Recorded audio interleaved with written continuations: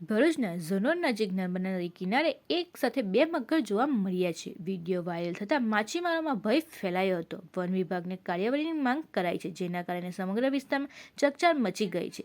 મળતી માહિતી મુજબ નદી કિનારે ફરવા ગયેલા કેટલાક નાવિક યુવકોએ આ મગરને પાણીના કિનારે શાંતિથી બેઠેલા જોયા હતા. તેમને આ દ્રશ્યને પોતાના મોબાઈલમાં કેદ કરીને સોશિયલ મીડિયા પર મૂકતા જ વિડીયો ઝડપી વાયરલ થઈ ગયો હતો. વાયરલ થયેલા વિડીયોમાં સ્પષ્ટ જાણે જોઈ શકાય છે કે બંને મગર નદીના કિનારે આરામથી સ્થિતિમાં છે.